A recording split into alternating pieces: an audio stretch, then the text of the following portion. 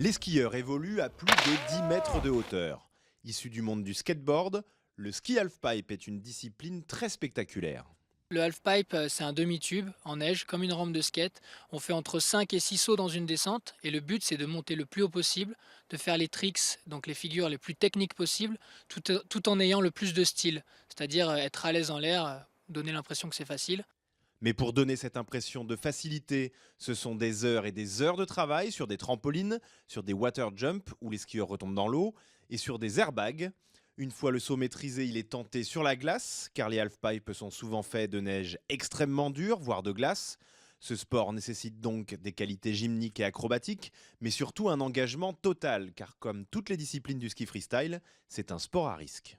On n'est pas des kamikazes, on n'est pas des kamikazes, même s'il faut un petit grain de folie de temps en temps. Je pense que si la peur est omniprésente, ça marche pas parce que la peur, ça paralyse la technique.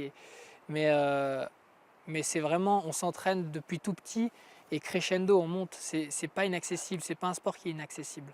Les sauts sont donc notés en fonction de leur hauteur et de leur technicité, nombre de rotations effectuées en l'air, départ ou atterrissage en switch, c'est-à-dire en arrière, variation et durée des grabs, geste qui consiste à attraper une partie de son ski en l'air. Mais l'un des critères essentiels pour les juges est invisible pour le spectateur novice.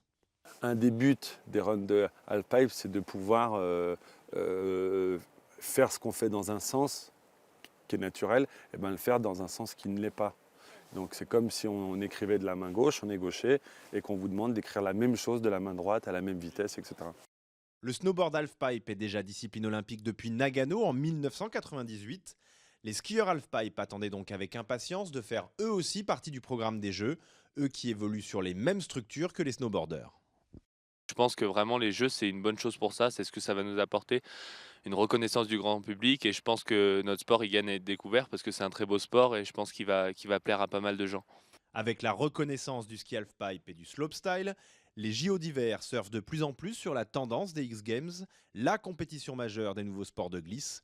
Le CIO espère ainsi rajeunir l'image de l'olympisme.